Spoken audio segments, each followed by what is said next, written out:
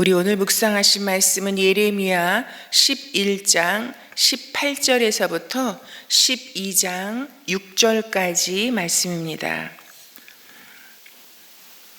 우리 예레미야 11장 18절에서 12장 6절까지 우리 교독하시겠습니다. 주님께서 저에게 알려주셔서 제가 깨닫게 되었습니다. 그때 주님께서 그들의 모든 행실을 저에게 보여주셨습니다. 저는 도살장으로 끌려가는 순한 어린 양과 같았습니다. 사람들이 저를 해치려고 저 나무를 열매가 달린 그대로 찍어버리자, 사람 사는 세상에서 없애버리자, 그의 이름을 다시는 기억하지 못하게 하자 하면서 음모를 꾸미고 있는 줄을 전혀 몰랐습니다. 그러나 만군의 주님은 의로운 재판관이시요 사람의 생각과 마음을 감찰하시는 분이십니다. 저의 억울한 사정을 주님께 아뢰었으니 주님께서 제 원수를 그들에게 갚아주십시오. 제가 그것을 보기를 원합니다. 그러므로 주님께서 아나도 사람들을 두고서 이렇게 말씀하신다. 그들이 너의 목숨을 노려서 이르기를 너는 주님의 이름으로 예언하지 말아라. 주님의 이름으로 예언을 계속하다가는 우리 손에 죽을 줄 알아라 한다. 그러므로 나 만군의 주가 말한다. 내가 그들을 벌할 것이니 그들의 장정들은 칼에 찔려 죽고 그들의 아들과 딸들은 굶어 죽을 것이다. 내가 아나도 사람들을 벌할 때가 되어 그들에게 재앙을 내리면 그들 가운데서 살아남을 자가 하나도 없을 것이다. 주님, 제가 주님과 변론할 때마다 언제나 주님이 오르셨습니다. 그러므로 주님께 공정성 문제 한 가지를 여쭙겠습니다. 어찌하여 악인들이 형통하며 배신자들이 모두 잘되기만 합니까? 주님께서 그들을 나무를 심듯이 심으셨으므로 뿌리를 내리고 자라며 열매도 맺으나 말로만 주님과 가까울 뿐 속으로는 주님과 멀리 떨어져 있습니다. 그러나 주님께서는 저를 아십니다. 주님은 저의 속을 들여다보시고 저의 마음이 주님과 함께 있음을 감찰하여 알고 계십니다. 그러므로 그들을 도살할 양처럼 끌어내시고 죽일 날을 정하셔서 따로 갈라내 두십시오. 이 땅이 언제까지 슬퍼하며 들녘의 모든 풀이 말라 죽어야 합니까? 이 땅에 사는 사람의 죄악 때문에 짐승과 새도 씨가 마르게 되었습니다. 사람들은 자기들이 무슨 일을 하든지 하나님께서 내려다 보시지 않는다고 말하고 있습니다.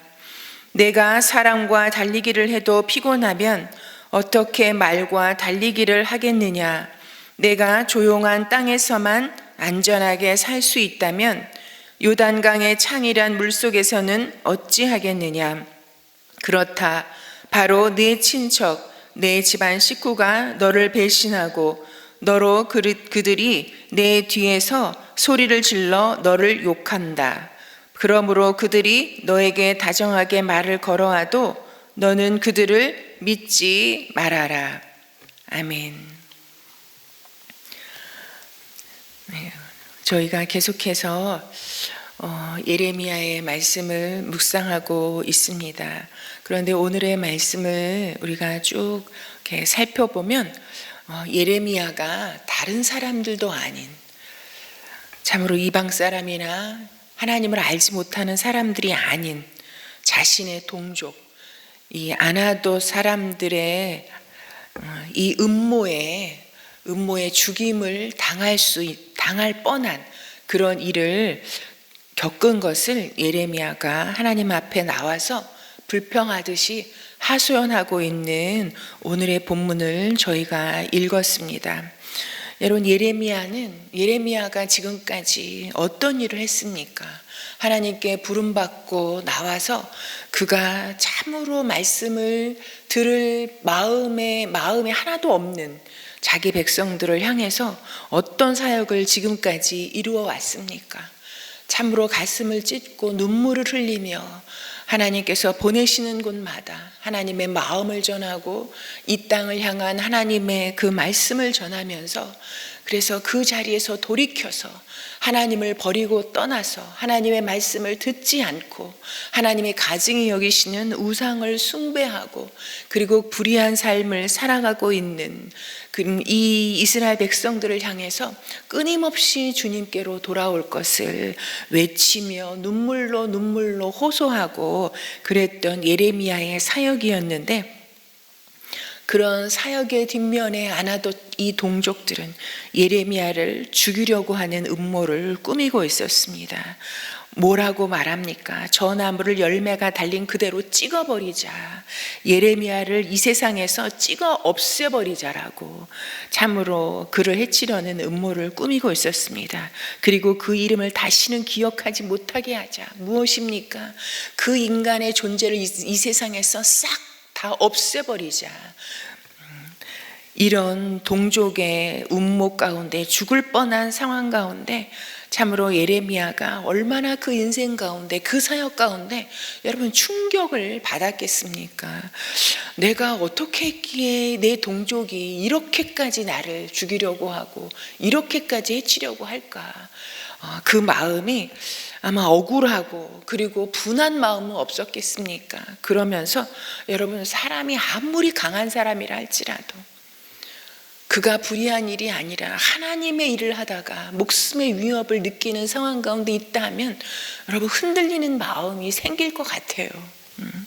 그런 상황 가운데 하나님 앞에, 그는 다른 곳으로 간 것이 아니라 하나님 앞에 나와서 이 모든 상황과 자신의 사정과 마음을 참으로 불평하듯이 하소연하고 있습니다.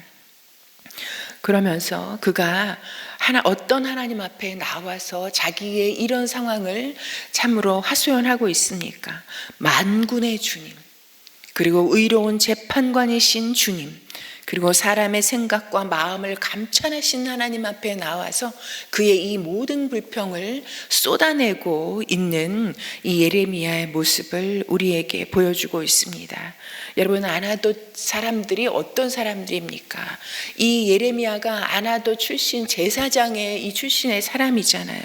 아나돗 사람이라고 하면 여기에는 대표적으로 앞서서 예레미야를 죽이려고 했던 사람들은 여러분 다 최소한 제사장급의 사람들입니다.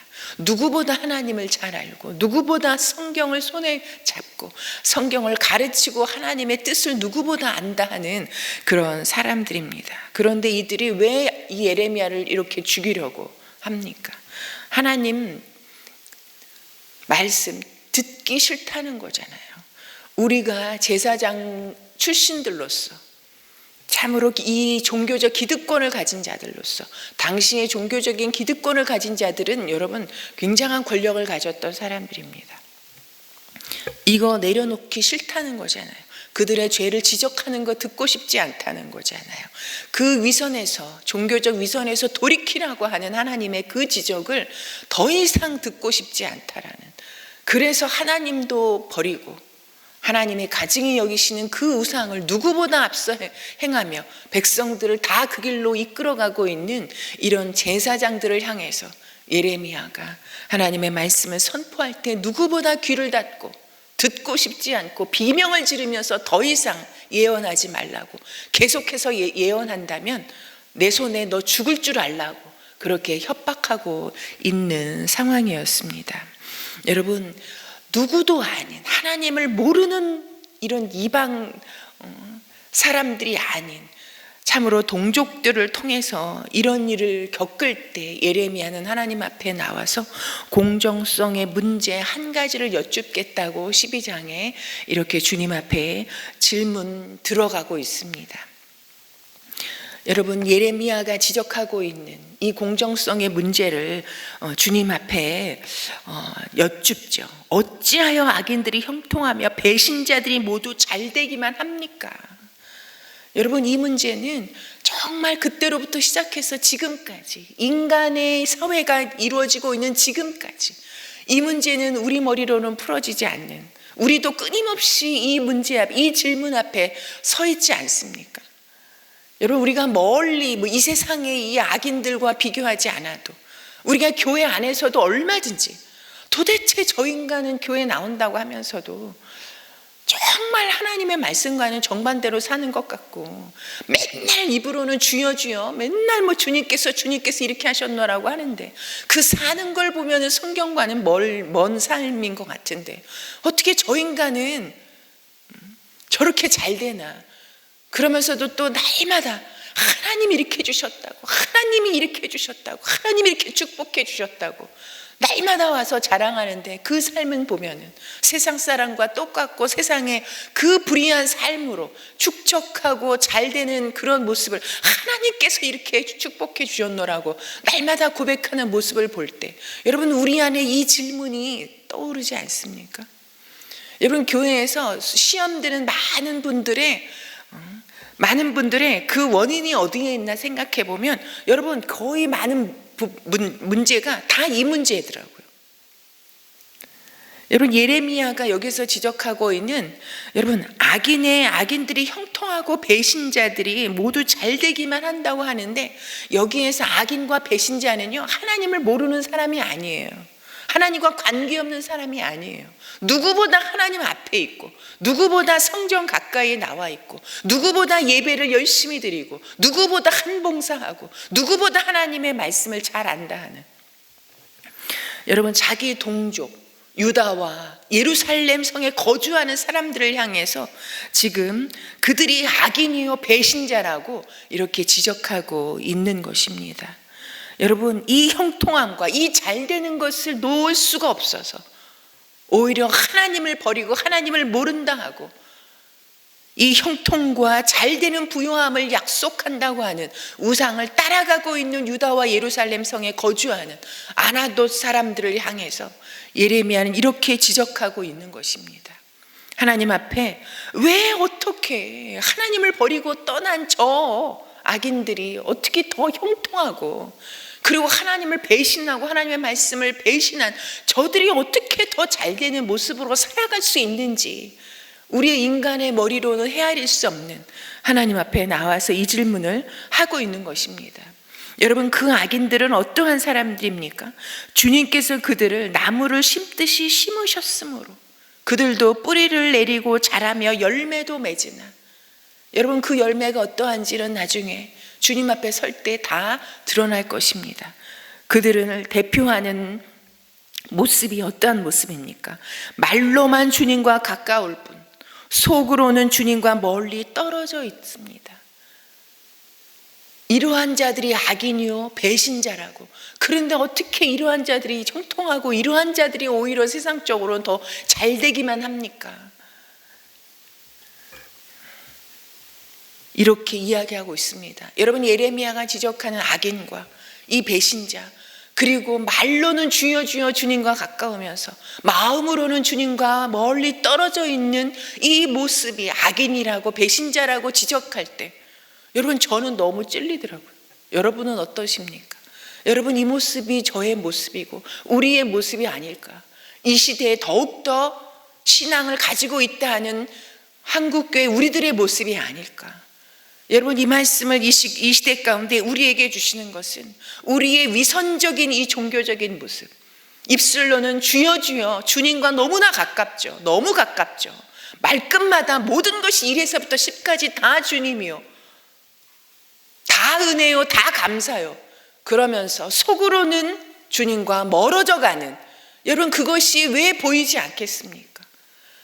세상 사람들 눈에 그것이 너무나 명확히 보이기에 교회된 우리를 바라보는 눈과 우리를 참으로 평가하는 그것이 더 이상 땅에 떨어져서 어떻게 주워 담아야 할지 알지 못하는 상황 가운데 있는 것이 우리의 모습 아닙니까? 여러분 이것이 세상 사람들 눈에 비치는 그것이 부끄러워서가 아니라 여러분 사람의 마음과 생각을 감찰하시는 하나님 그 하나님이 보실 때 우리의 이런 이중적인 모습 이런 위선적인 모습 주님 이것을 지적하실 때 여러분 아나돗 사람들처럼 예레미야 더 이상 그런 말 하지 말라고 그런 말 예언하지 말라고 계속 그렇게 예언했다가는 당장 죽여 없애버리겠다고 그렇게 반응하는 것이 아니라 여러분, 약은 입에 쓰잖아요. 하나님의 이 말씀은 우리의 병든 것을 고치는 약이 되고 능력이 됩니다. 이것을 여러분, 나는 그래도 최소한 이렇지 않다 라고 여기에서 빠져나갈 수 있는 사람이 누가 있겠습니까? 여러분, 깊이 생각하지 않아도 우리가 신앙생활하면서 괴로운 게 여러분 이거 아닙니까? 남들은 나한테 신앙 좋다고 전도사님 전도사님 너무 기도하느라고 너무 애쓰고 수고하시고 힘쓰시죠. 여러분, 제가 그 말을 들을 때마다 얼마나 여러분 부끄러운 걸 떠나서 이 가슴 속에 이렇게 철렁철렁 하는지 모르겠어요. 그래서 다시 맞아 해야지. 그러는 모습인데 여러분이나 저나 무슨 도끼인 객긴 아니겠습니까? 거기서 거기 아니겠습니까? 참으로 그러나 주님께서 이렇게 말씀하실 때 나의 모습을, 말씀은 우리의 거울이잖아요.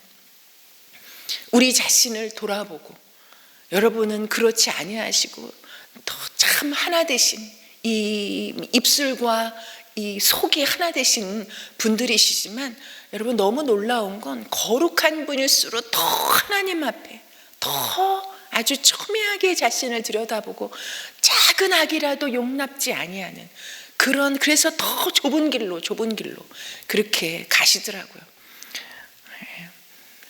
정말 우리의 모습을 지적받고 이것을 싫다, 듣기 싫다 하는 것이 아니라 여러분, 우리가 주님 앞에 나와 그냥 예배드리고 주여 주여 이름을 부르는 것이 우리의 면죄부가 될 수는 없잖아요.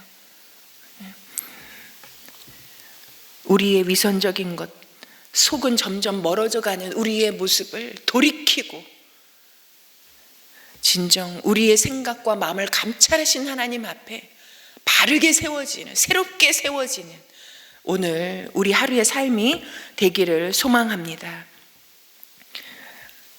아무도 아멘을 안 하시네요. 네. 그러면서 이런 질문에 대해서 여러분, 하나님은 참 어려운 하나님이신 것 같아요. 우리가 하나님께 질문하면 여러분, 인생에 몇 번이나 질문해 보셨습니까? 인생의 중요한 문제에 대해서 우리가 질문할 때 하나님은 좀 우리가 알아들을 수 있게 우리의 눈높이에 맞춰서 좀 이렇게 좀 쫙 설명을 해 주시면 너무 좋겠는데, 하나님이 이렇게 우리가 알아듣게 질문에 대답해 주시는 적은 거의 없으신 것 같아요.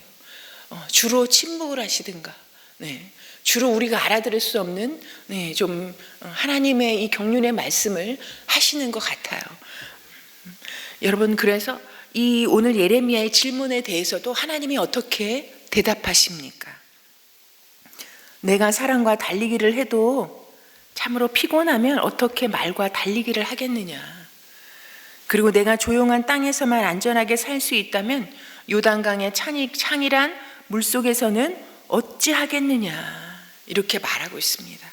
예레미야는 지금 속이 너무 답답해요. 자신도 너무 충격적인 동족을 통한 음모에 빠질 뻔한, 죽을 뻔한 이런 일을 겪기도 했지만 눈을 들어 사방을 보아도 악인들이라고 하는 것들이 형통한 것만 보이고, 그리고 하나님을 배신하고 나간 자들이 떵떵거리고 잘되기만 하는 모습을 바라보는, 여러분, 그게 얼마나 참으로 이 불의를 바라보면서 살아야 하는 이 깨어있는 눈물의 선지자의 마음에는 어떻게 다가왔겠습니까?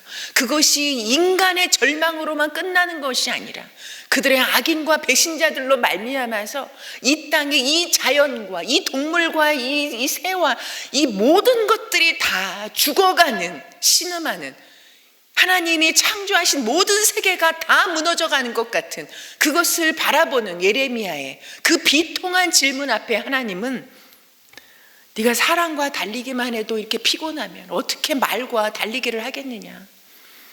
그리고 이 안전하긴 조용한 땅에서만 살기를 원한다면 어떻게 요단 강물이 창이랄 때 그 물속에서는 어떻게 하겠느냐? 이 악에 대한 문제에 대해서 하나님은 이렇게 답하고 계십니다. 여러분은 이게 어떤 건지 이해하시겠어요? 여러분, 하나님은 예레미야가 주님께 질문하고 있는, 자기 땅에서 벌어지고 있는, 자기 동족을 통해서 눈에 보여지고 있는 이런 악의 문제에 대해서 질문할 때 하나님께서는 다른 관점으로 대답하고 계십니다. 여러분, 지금 이 유다는, 예레미야는 이 유다 백성들의 이 악의 문제로 반응하고 씨름하고 있지만, 여러분, 이 백성이 이렇게 악함과 이 배신을 때리고 있는 결과가 어떻게 나타납니까? 주님은 왜 여기에서 이 말과 달리기를 하겠느냐라고 말씀하고 있는데, 여러분, 단순히 우리가 말과 경주하는 그 모습을 우리는 상상할 수 있지만요, 여기에서 말이라는 건 이지의 장차 앞으로 닥친 유다 백성을 향해서 달려오고 있는 바벨론 군사의 이런 말발굽 소리를 지금 들려주고 계신 것입니다. 이 백성들이 이 안에서 이 악함의 문제로 씨름하고 이 악함의 문제에 사로잡혀서 이러고 있을 때 그 결과로 닥칠 이 바벨론이 쳐들어와서 이 말발굽에 다 유다 땅이 짓밟힐 때 그 더 큰 악의 문제에 있어서는 어떻게 할 것이냐, 주님은 예레미야에게 말씀하고 계십니다.